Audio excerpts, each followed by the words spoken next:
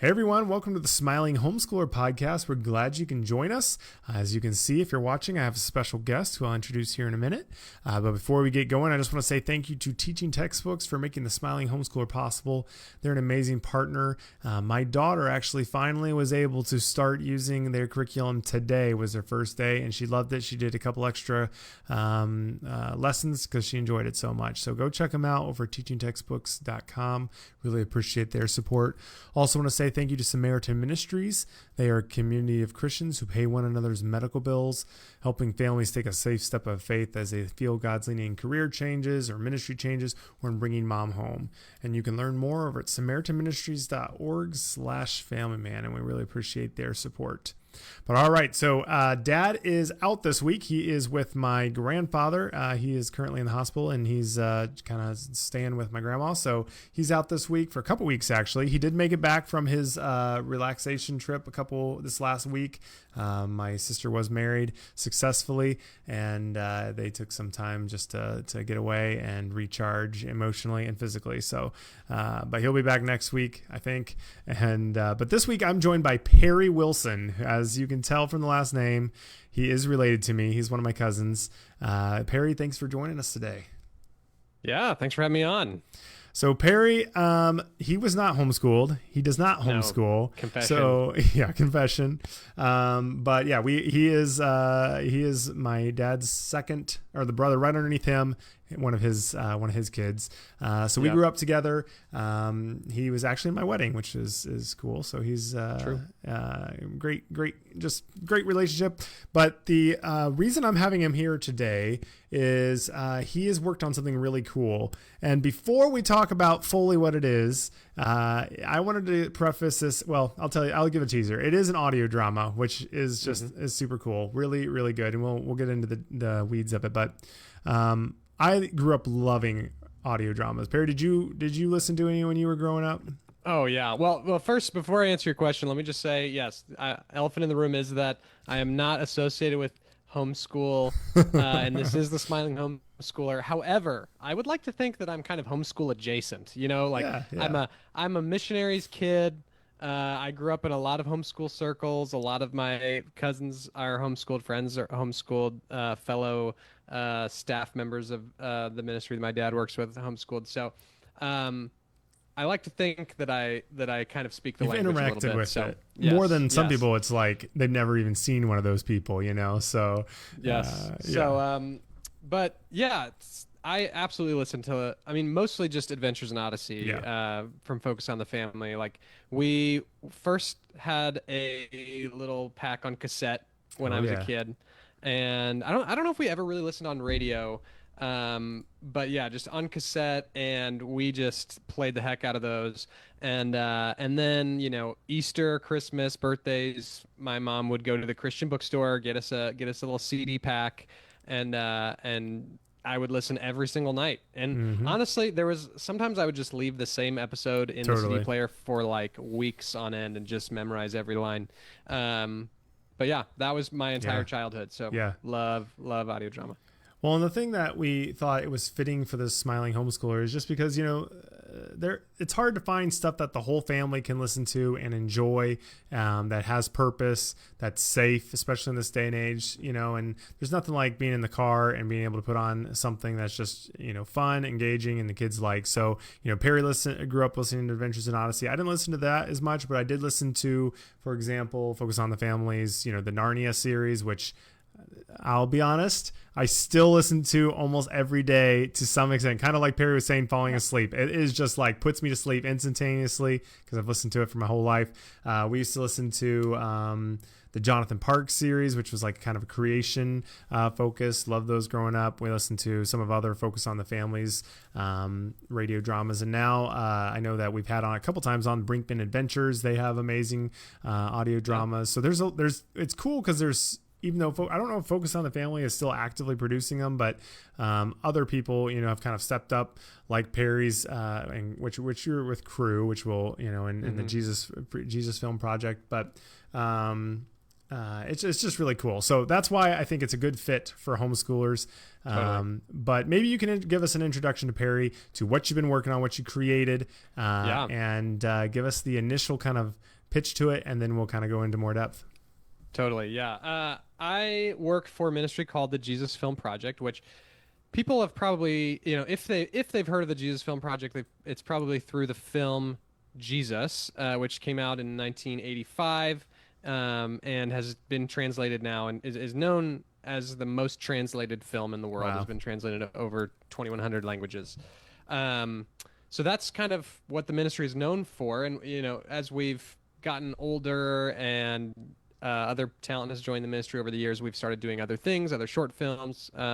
This is the first time we've branched into audio drama, and it really all just started with a buddy, and his name is Landon. He's a co-creator of the show as well, and so we were just roommates, and we talked about our love for Adventures in Odyssey, and we decided to write and create our own audio drama. And so what we created is called The Road to Keluma. It is a 5-episode series that is kind of a reimagining of the parable of the prodigal son.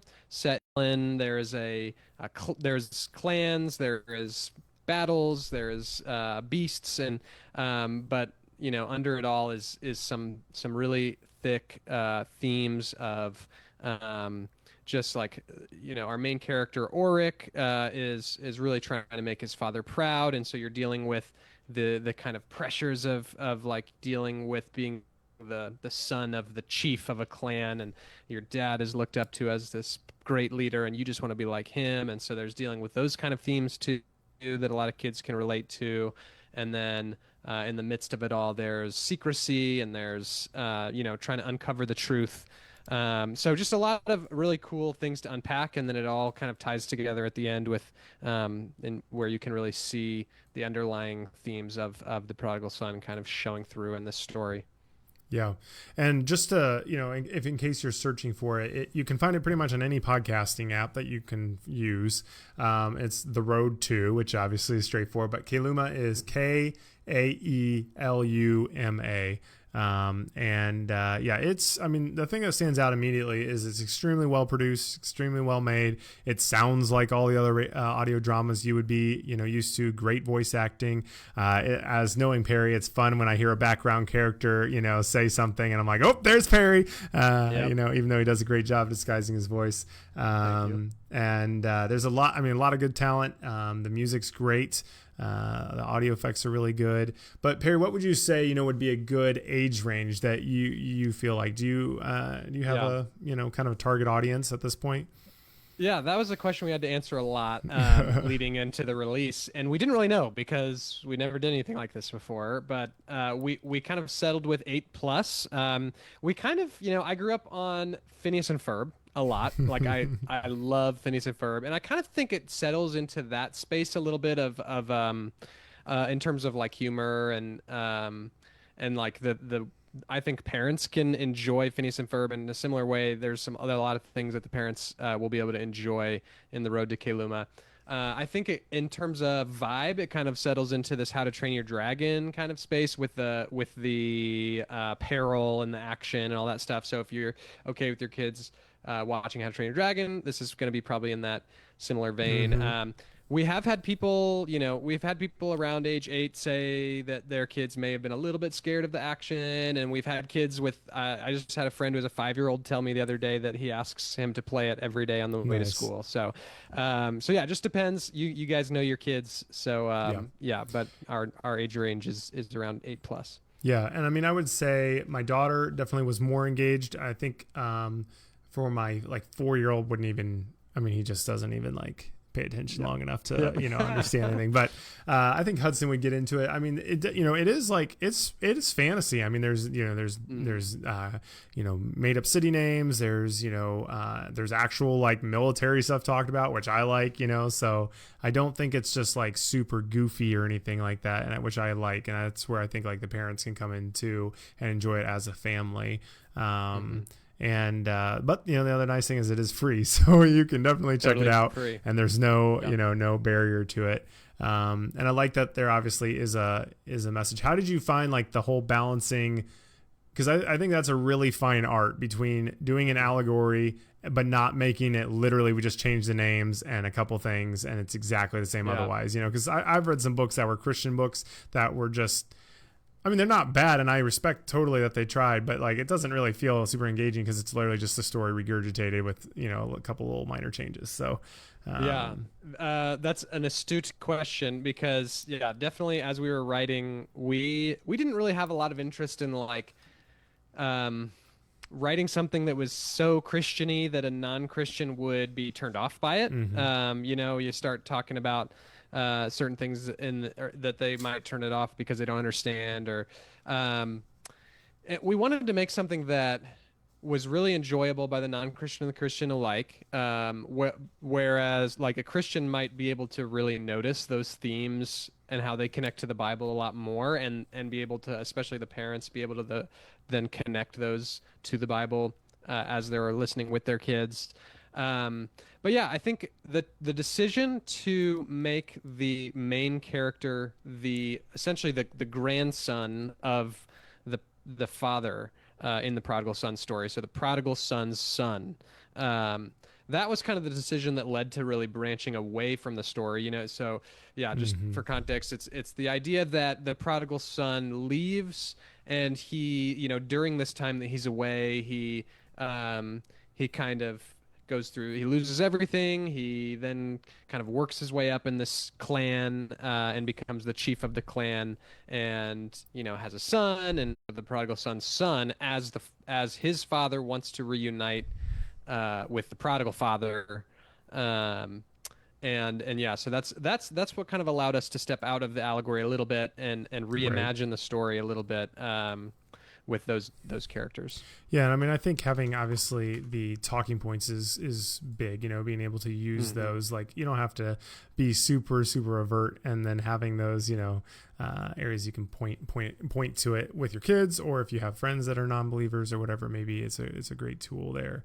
But yeah, so I mean, would you say the best way, to find this if they're interested in is to go to a podcast app? Do you send them anywhere else? What would you suggest? Well, yeah, definitely, Spotify, Apple Podcast.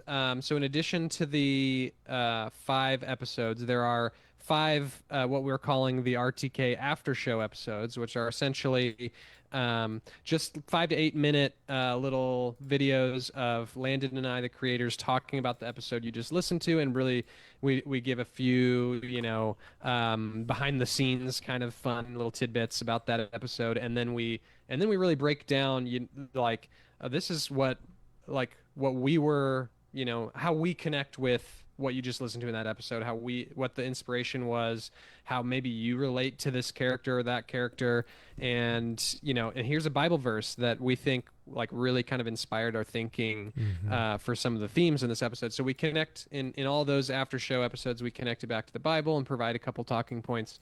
And then in addition to that, so those episodes you can find on the podcast streamers and on YouTube, The Road to Kaluma.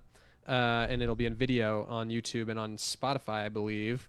So you can see those in video if you wish. But then we also have discussion guides. So if you want discussion guides, just their PDF form, you can find those at jesusfilm.org/Kaluma, and Kaluma being Kaeluma.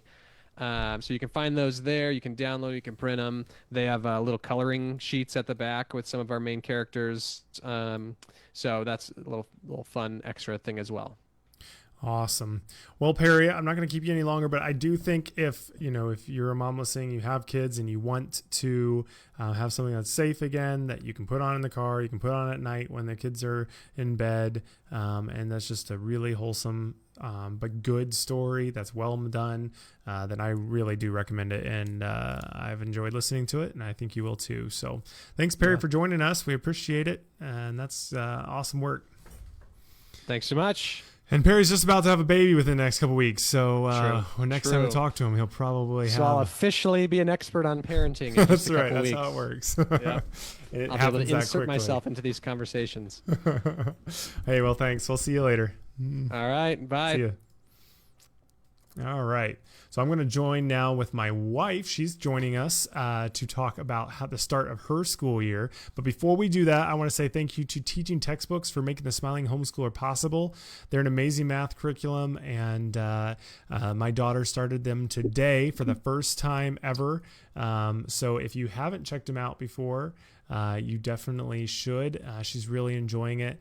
It's over at teachingtextbooks.com. You can sign up for a free trial. It works from any device that has an internet browser, so it's really simple to use and access, and really enjoyed it. So and we also do want to say thank you to Samaritan Ministries. They're just an amazing community of Christians that help others pay for their medical bills.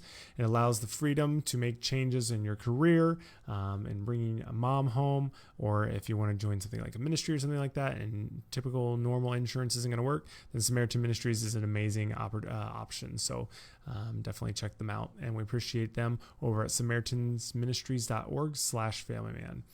But all right, so my wife's here now. Say hi, Rissa. Hey. She started today, which is a Tuesday as we're recording this.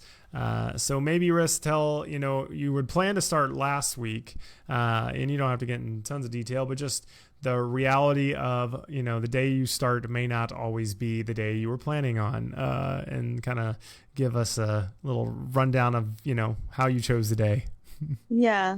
So I had planned to start last Monday. Normally I feel like we're pretty hardcore of like, don't start till after Labor Day. But we have some family coming into town next week. So I was like, well, maybe we could get a few days in, before they come, so we can we can spend time with them and while they're here. But last week did not allow that. I just was under the weather for pretty much most of the week, definitely the beginning of the week. Like Monday last week, I was like all my hopes and dreams to start, but it was just not the case. And by the time we got to Wednesday and Thursday, and I was still just like the house was in disarray and everything, just for me being down and out. It just did not feel like the time to start. Yeah. And I did feel like bummed by that, and like, yeah, but that's okay. That's just the reality is that's okay. And it didn't have to be exact. And then yesterday you had an appointment, so you didn't start yesterday, and today ended up being the day. So and that's fine. It doesn't change anything in the long term. And as we've talked about so many times, pick the day that works. Things in life happen, and that's okay. But honestly, like even today, like it was beautiful outside this morning. So we spent the morning outside. It wasn't truly like I woke up thinking like, okay, today's the day we're going to start. I did have pretty much everything ready to go, but it was just so pretty. So we spent pretty much all morning outside. And then once we got lunch done, I was like, well, I think we could. Anders is doing preschool this year. So I was like, maybe I'll just sit down with him, and Renly and Hudson could help with Miles. And he seemed pretty like motivated to do it. So that took like literally 15-20 minutes to do his little work page. And then Renly and Hudson were kind of like, okay, yeah, let's do it. So it just kind of happened easily today, and it was nice. Yeah, it was fun because Anders, even when we were going to bed, he was like, what sound does A make again? And I was like, apple. And he's like, oh yeah, apple. So he definitely seemed like he thought that was fun, and I'm sure that won't last forever, but at least as of day one, he enjoyed it. But what are some of the things, that you're using this year? Because I think everyone always likes to hear that. And then also maybe you can talk about, Renly's first experience with teaching textbooks. Yeah. Mostly, really, I think everything I'm using is the good and the beautiful. I've used that for I mean, really with Renly from the start, for her math up until this year, and for Hudson, his math. This is my first time trying the preschool from The Good and the Beautiful with Anders. And it's super simple, very straightforward and page day type thing. So that felt easy. Just, I think I had more time to be creative with the other two, but now that he's the third, I just needed something that I could just sit down and open up and just do with him. And it's preschool, so it's definitely not going to probably be an everyday thing. And if it is, it took us 15 minutes, so very chill. And then we played a game. Renly and Hudson love doing this, where I have a folder that I keep of papers that I put letters on, and I scatter them all out in the living room, and then they have to he had to jump around and jump on the letter, I would say. And eventually, we could add sounds to that, but that's just something that he loved. I mean, the older two loved it too, but he loved doing that today. That's fun. Yeah. So that was him. And then, for Hudson, he's doing the Good and the Beautiful for grammar and for math, those two core things. And then Renly, Good and the Beautiful for her grammar also. Last year I did easy grammar with her. I think it's literally just called easy grammar. And that was okay. I could tell she was getting a little bored of it by the end of the year. And she really likes the Good and the Beautiful math. So we're trying that this year. And today went well. It was pretty straightforward. I love how it's just open and go. Really no prep on the teacher/mom end, which I need that in this season. And then, she started teaching textbooks, and she's in 3rd grade. And I set her up on the computer on that, and she really enjoyed it. She did the first lesson and then wanted to do another one because she was just having fun with it. So nice. It's so easy, and it will be really good because I think I'll have her do that while I'm working with Hudson, on his grammar, something he needs a little more of my time with. So that feels good, that she'll be able to just kind of work through that on her own. Of course, we'll probably have questions, but the layout is so easy for her to navigate. She caught on to it so quickly. So that felt good to check those off. Which is something we've talked about in the past, on the podcast, is if something's not working, it's okay to, you know your kids, so don't just keep pushing through. So with Hudson, you felt like with the grammar, since you hadn't done last year with them in kindergarten, that some of the stuff that you were talking about was just above his head. So maybe talk about your decision there and what you ended up doing. Yeah, I quickly noticed today, so with Renly, when she was kind of, when she was his grade, I was kind of piecing together different things for her phonics and reading and spelling, and she handled that really well. It came really easily to her to sounds and reading. So I did that with Hudson last year, and he did well with it. But when I started, we opened the 1st grade grammar, and the first page is don't do the first lesson until your child can read all these words well, and he just is not there yet. So I was okay, quickly, we need to pivot. And I literally texted you and was I need you to print off the grammar for kindergarten, because I think that's where we're going to need to start with him this year. And maybe he'll move through it quickly, and I haven't even looked at it. I might be able to even start, not at the beginning. Maybe he's further along in the book, but we'll just have to see. And that's the awesome part too about the Good and the Beautiful. They offer their math and their literature and grammar. You can print those off for free or you can buy the physical copies, but it's super nice. So, and I just put them in a binder, and so it feels low risk in that way. If something's not working, you can kind of back up and do what they need to be doing. Yeah, totally. Which, I mean, which I think is just what the whole coolest, best part about homeschooling is it doesn't have to be, they're not getting it, so we need to put a lot of stress or strain on that. And just enjoy that relationship. Which Renly, last night we had our first ever ER visit for a kid. We have this game called Bucket Golf, which is super fun. It's basically just golf with big kind of plastic metal golf clubs and wiffle balls and stuff. It's really enjoyable, but the kids really like it too, which is fun. But Hudson, I was like, Hudson, you need to make sure, and Renly, watch out, because when he swings, you don't want to get hit. And he swung, and she got hit right in the forehead with the club, which is plastic, but it's still heavy. So gave her a nice gash.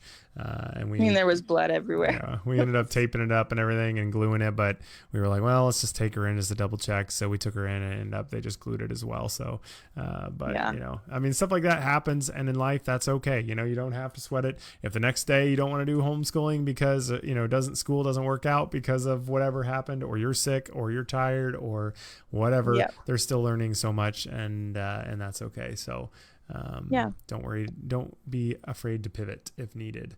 There was something else I was going to ask you about it, but I don't remember what. So you said, Anders seemed to enjoy it overall. And again, it is super minimal. He's going to be just funny. Yeah. He's our wild card kid. And so I'm just expecting, if I can get, 15 minutes with him. I think he really enjoyed the one-on-one time with me though, which was fun. And I think he'll like that. I think,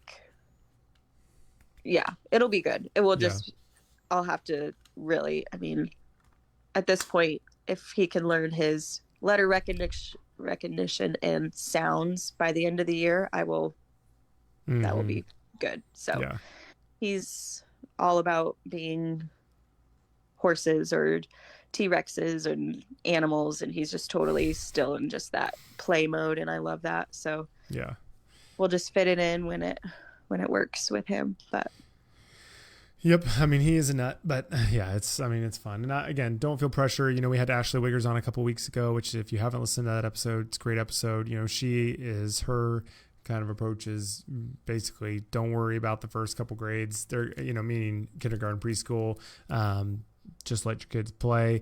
Anders does play 99% of the day. And we would totally say, if your kid is not responding well, don't sweat it. Just keep letting them play. And that's totally fine. So, it really, we don't want, the goal is to not have your kid hating school from the age of 4 or 3 or, 5, off the get go. So, it was sweet too, just with Renly and Hudson. They were very in on teaching him as well. They were right there with me, and Hudson would explain something a little more to him, and I think they really thought that was fun. And when we were playing the letter game in the living room, and that's Hudson something you just really don't get with normal school. Like how would that happen other than in the evening or something maybe, but that's so rare. Was just running around picking up all the papers off the floor at first, and we're trying to keep him on the floor, and then he got the hang of it we're jumping on him and stepping on him, and then it was fine. But totally. It works out still. That Miles takes an afternoon nap for a couple hours, and we still have Anders do a rest time in the afternoon at that same time, where he just kind of plays up in his room, or half of the week he naps still. So then I can have them kind of doing that while I tackle school with the older two.